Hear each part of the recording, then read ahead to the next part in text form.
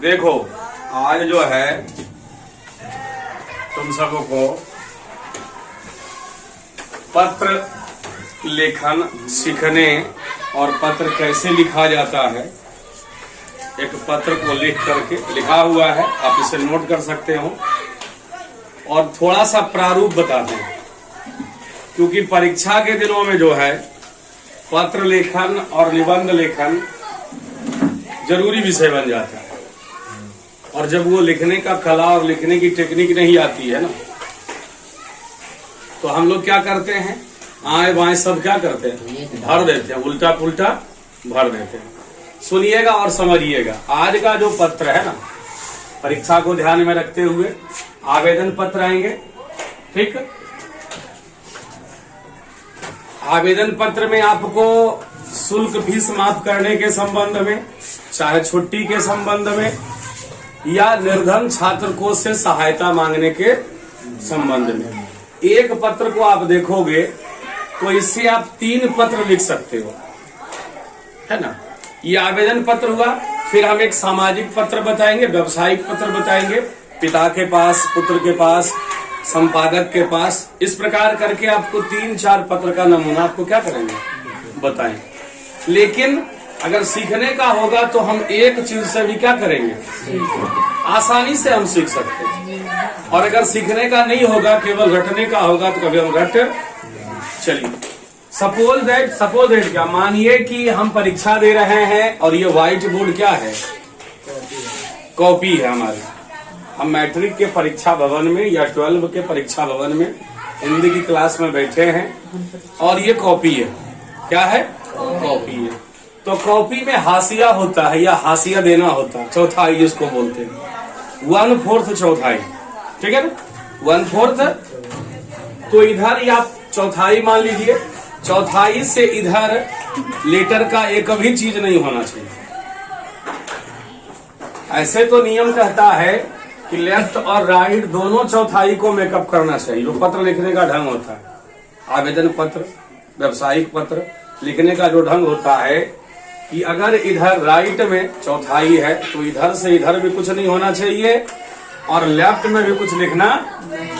लेकिन लेफ्ट वाली बात को थोड़ा इग्नोर किया जाता है और पूरा पन्ना को क्या किया जाता है, भर दिया जाता है। चलिए, तो इतना तो जाने कि हमें परीक्षा में चौथाई को छोड़ना अनिवार्य होता। काहे अनिवार्य होता है कि अगर कॉपी निरीक्षक के पास गई तो तुम पूरी कॉपी को भर दी, तो वो नंबर बैठाएंगे तो कहाँ बैठाएंगे, कैलकुलेशन करेंगे प्रत्येक क्वेश्चन का, प्रत्येक आंसर का, तो कहाँ बैठाएंगे। अरे पूरा नंबर का कैलकुलेशन तो ऊपर में होगा, लेकिन प्रत्येक क्वेश्चन के पास जगह खाली होगा तब ना कैलकुलेशन करेंगे, नहीं, ये होना चाहिए। तो यह एक बोर्ड क्या है, एक कॉपी है, हमारी उत्तर पुस्तिका है, हम परीक्षा भवन में बैठे हैं। तो सबसे पहली बात, आपकी सेंटर जहां होगी, आपकी सेंटर जहां होगी, तो परीक्षा में कुछ कुछ बिंदु, मुख्यतः बिंदु क्या है, प्रारूप लिख देना है कि हम किस पत्र को लिख रहे हैं, शीर्षक होना जरूरी है। कभी कभी विद्यार्थी क्या करते हैं, प्रश्न का उत्तर देते हैं, नंबर देते हैं, है ही नहीं। अब गुरुजी को खोजने में और समझने में समय पार होता है, डायरेक्ट उसको कटम कुट 0 सन्नाटा करके क्या करते हैं, छोड़, नंबर दीजिए, शीर्षक दीजिए। नहीं, तो शीर्षक में है शुल्क फीस माफी हेतु आवेदन पत्र है और इसी का प्रारूप चलेगा किस पर, निर्धन छात्र कोष से सहायता हेतु, ठीक है ना। तो सबसे पहली बात, आप कॉपी निकालोगे, आपका जो लेफ्ट साइड होगा, आप देख सकते हो लेफ्ट साइड आप कहां से लेटर लिख रहे हो, उस स्थान का नाम, घर से लिख रहे हैं तो घर से, विद्यालय में तो विद्यालय भवन, परीक्षा हॉल में लिख रहे हैं परीक्षा भवन, स्थान का नाम कहाँ है, परीक्षा भवन लखीसराय में है, दरभंगा में है, काशी मथुरा कहाँ है, ये भी इंगित करना जरूरी है।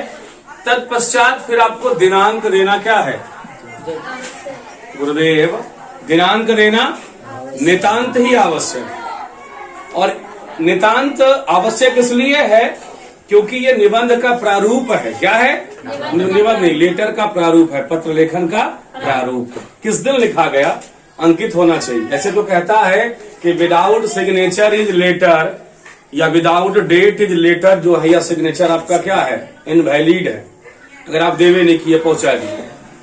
चलिए अब आते हैं मुख्य बिंदु पर बिना देरी किए हुए। तो सबसे पहली बात, लाइन तो एक भी नहीं छोड़ना है, ठीक है ना।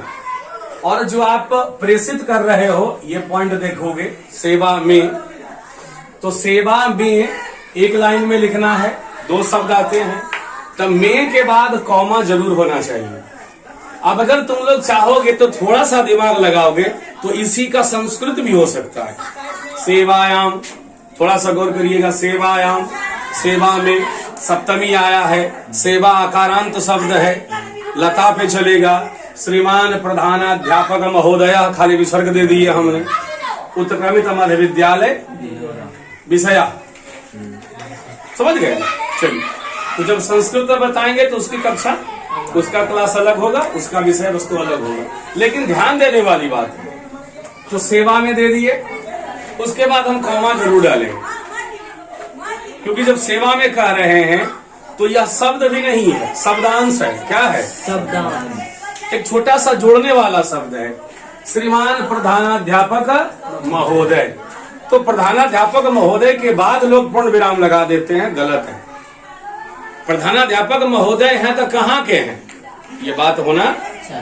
तो जिस विद्यालय में आप पढ़ रहे हो उस विद्यालय का नाम दे देना है। अब देखिए हम यहाँ बिरौरा दे दिए, उत्क्रमित मध्य विद्यालय, लखीसराय भी हो सकता है। तो ये विद्यालय कहाँ है उसकी भी हमें जानकारी लिखनी नहीं, ठीक है ना। विषय आपका क्या होगा? शुल्क फीस माफी के संबंध में नहीं। अच्छा, द्वारा भी होना अति आवश्यक है।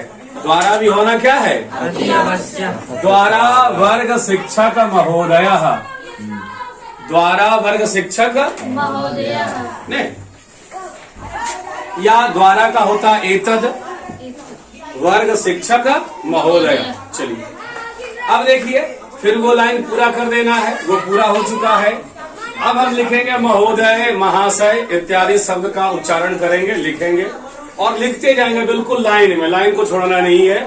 महोदय के बाद जहां से महोदय का द शुरू होता है या य शुरू होता है वहां से लिखना है। ये नहीं कि महोदय का मां शुरू है तो सभी ने हम यहीं से लिख देंगे, ठीक है ना। मतलब सजा हुआ होना चाहिए ताकि देखने के बाद लगे कि नहीं कुछ लिखा। आप तो डायरेक्टो लिख सकते हैं कि भाई हम गरीब हैं, हमारा फीस माफ कर दीजिए, लेकिन उसका प्रारूप क्या होता है देखिएगा। हमने क्या लिखा है? सेवा में श्रीमान वो तो हो चुका है।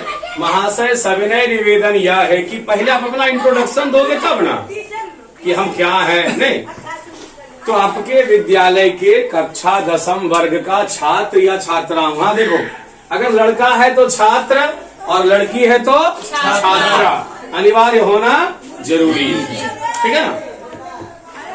वर्ग 10वीं का हो सकता है जहाँ रोल नंबर भी अंकित कर देना, क्रमांक वगैरह, ज्यादा बढ़िया है। अगर नहीं भी करोगे तो केवल छात्र है, छात्रा हूं तो ठीक है। अब है थोड़ी अपनी आर्थिक स्थिति को बताना है, रीजन बताना है।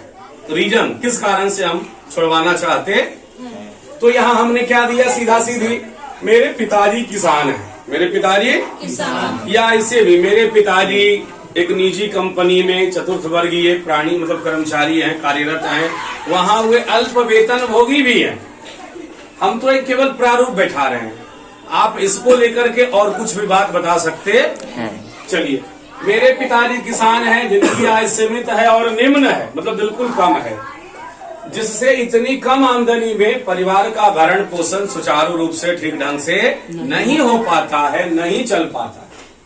इसके अतिरिक्त हमारे पिताजी के ऊपर और भी है ना परिवार संबंधियों का गुरुतर भार है। तो हमने जाने चाह गया कि इसके अतिरिक्त पढ़ाई लिखाई में जो खर्च होता है उसे उठाने में पूरी तरह क्या हो जाते हैं? मतलब कारण हमने जाहिर कर दिया, ठीक है ना। अब कारण के बाद जो आग्रह होता है, विनती होता है, वो लिखना है। क्या लिखना है? पैराग्राफ चेंज कर देना है, ठीक है ना। पैराग्राफ क्या करना है? चेंज। उसके बाद हम कार्य कहता है श्रीमान से करबद्ध प्रार्थना है, नम्र निवेदन है, विनम्र निवेदन है कि उपरोक्त बातें जो मेरी द्वारा बताई गई उन बातों को, उन तथ्यों को क्या रखिएगा, ध्यान में रखते हुए शुल्क के रूप में। अब इंगित न है कि फलना शुल्क है, मासिक शुल्क है, केवल शुल्क फीस है। तो विद्यालय में बहुत तरह के शुल्क होते हैं, खेलकूद वाला शुल्क होता है, परीक्षा वाला शुल्क होता है, मंथली वाला विकास शुल्क होता है। तो हमने सारी बात को ध्यान में रखा और लिख दिया शुल्क के रूप में जो भी बकाया राशि है, यानी कि जिस विभाग का शुल्क बाकी है, जो भी बकाया राशि है उसे माफ करने की महती कृपा करें, महती कृपा करें, है ना। अब थोड़े प्रधानाध्यापक के प्रति कृतज्ञता दिखानी है। क्या दिखानी है? कृतज्ञता दिखानी है कि इस पुनीत कार्य को करने के लिए मैं सदैव आपका आभारी रहूंगा। यहाँ भी ध्यान देना है, अगर लड़कियां होगी तो क्या लिखेगी? रहूंगी। मैं सदैव आपका आभारी रहूंगी। और लड़कियां क्या लिखेगी? आपकी आभारी रहूंगी। ठीक है ना। अब है कि मैं महाशय को विश्वास दिलाना चाहता हूँ कि अपने आचरण यानी कि हमारे कंडक्ट, वर्ताव और पठन पाठन में जो हमारी रुचि चल रही है वो यूं ही बनी रहेगी, कभी शिकायत का मौका आने नहीं दूंगा। पत्र का प्रारूप खत्म हो गया। अब अंत में भी कुछ विद्यार्थियों के द्वारा यहाँ लिखा जाता है नाम, मतलब नाम लिख के तब अपना नाम लिखते नहीं, डायरेक्ट जो आपका नाम है वो इस कोने में यानी कि राइट वाले कोने में बीच में नीचे। और कितना का आदत होता है घुरघुरौमा पारे के, ये सब घुरघुरौमा हर्षई कार दीर्घई कार वाला चलता, ये तो बच्चे को बताया जाता है कि भैया देखो ऐसे लिखाया जाता, ये मत पारना अपना नाम, ठीक है ना। तो उसके लिखने से पहले आपको बताना है कि हम कौन है। आपका आज्ञाकारी शिष्य है, अगर लड़के होंगे तो आज्ञाकारी देंगे और लड़कियां होगी तो आज्ञाकारिणी देगी, ठीक है ना। छात्र या छात्रा, नाम आनंद कुमार, वर्ग 10 क्रमांक 32। देख लिए। अब देखिए इसी पर आप अगर चाहोगे तो क्या बताए थे, निर्धन छात्र कोष से, तो छोटा सा झलक देखना आनंदम। अभी 2 लेटर हम लिखाए थे गुरुदेव को, थोड़ा सा झलक देखना। यहाँ तक तो ठीक है, विषय में हो जाएगा निर्धन छात्र कोष से सहायता के लिए, हो जाएगा ना। अब यहाँ लिखना है कि श्रीमान मेरे पिताजी किसान हैं, उनकी आमदनी सीमित है, कम है। आमदनी क्या है? कम है। उनके ऊपर परिवार के अतिरिक्त, है ना, लोगों का उत्तरदायित्व है। क्या है? उत्तरदायित्व। अभी हाल ही में परीक्षा हुई थी और परीक्षा में हमने अच्छा अव्वल स्थान प्राप्त किया, उत्तीर्णता को दिखाया। और अगली कक्षा के लिए हमारा जो पठन पाठन है वो सुचारू रूप से चले, उसके लिए हमें पाठ्य सामग्री की क्या है? आवश्यकता है, जो कि पिताजी हमारे देने में क्या हो जाते हैं? असमर्थ हैं। तो महाशय उपरोक्त बातों को ध्यान में रखते हुए हमारी पठन पाठन में जो भी सामग्री लगती है, जो भी सामग्री हो, वो निर्धन छात्र को सहायता से अविलंब उपलब्ध कराने की महती कृपा करें। मैं आपको विश्वास दिलाता हूं नहीं कि अपने पठन पाठन में, अपने आचरण में, अपने बर्ताव में कभी शिकायत का मौका नहीं दूं। इस पुनीत कार्य के लिए मैं आपका सदैव आज्ञाकारिणी रहूं, ठीक है ना। तो आज एक पत्र के झलक हो गए और एक पर हमने 3 काम किया। अब कल आपको व्यावसायिक पत्र के बारे में पिता के पास, माता के पास या संपादक के पास बताया जाएगा, ठीक है ना।